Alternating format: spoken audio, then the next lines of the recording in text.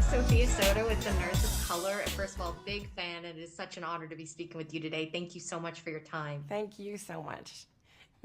I loved the movie. So much fun. And to start off, there is a quote that I was hoping to ask you about, and it is in the trailer, so no spoilers. But it basically says, it's time to take care of me a little bit less and take care of yourself a little bit more. I want you to be happy. And I think that is the ultimate, like, just line of everything a daughter wants to say to their mother and what they hope for their mother.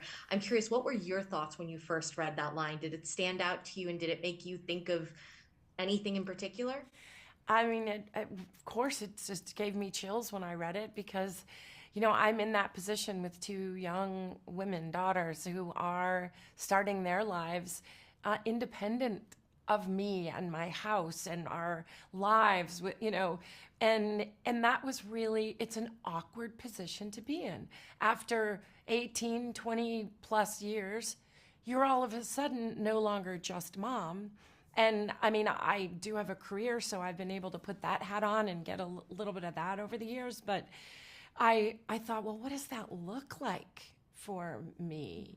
Because does it mean getting facials? Not really. Does it mean this? Does it mean that? What does it mean? And I think it's a beautiful, it's a beautiful sentiment, and it's unbelievable when your daughters start wanting to take care of you. And when that reversal happens and when she says that, you think, oh God, boy, look at this young woman in front of me. And it makes you tear up, and it makes you filled with pride. It's all these different emotions at once. I think it sums up the daughter and mother dynamic so perfectly. That's how I felt when I was listening to it. It's just a beautiful, beautiful sentiment, like you were saying. And it was, to watch Lana, come apart at the seams because she has no importance in her mind in this wedding. She's like, she says, and then she goes, oh, I'm just an asterisk, and it's like, that's what she feels now. She feels like she's been demoted and then not even getting to do any of the fun stuff like the dress, and then being told what to wear, what to say, and all of my power is just ripped out from under me. And to see her say, whatever makes my daughter happy, I'm going to be okay about this. It's not about me as much as it feels like it is. And that real sort of sense of genuine selflessness from Lana was, I learned from that. Yeah. And I mean, the cast in this, just incredible. All of you are incredible and amazing. I'm curious for you, which relationship or dynamic for Lana was the most fun to explore and kind of play with, maybe? Because I feel like it's one thing when you're reading a script and you're reading the background or what's going to happen, but playing with it as an actor must be so much fun, especially you're an executive producer as well. It was so much fun. And, you a lot of the time you focus on the love interest because you know that you've got to find the chemistry, wherever you can find that chemistry. And that was easy. That was off the bat.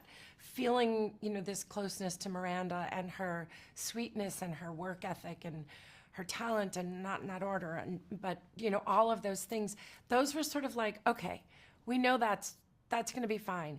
But being a part of the group and all opting for a different piece of that puzzle, and then spending all of our time together off camera and drinking tequila and going on day trips when we had a day off and doing all these things and every meal together. And it was like, that just felt, you don't get that. You just do not get that a lot. And, being in such a foreign location, we were just it for each other. So to me, that type of those little inside jokes, those little glimmers, we were all establishing them for real, so that by the time we didn't even know, you can't fabricate it, but we didn't even know. By the time we were on camera, we were like, we all knew each other. So it was unique.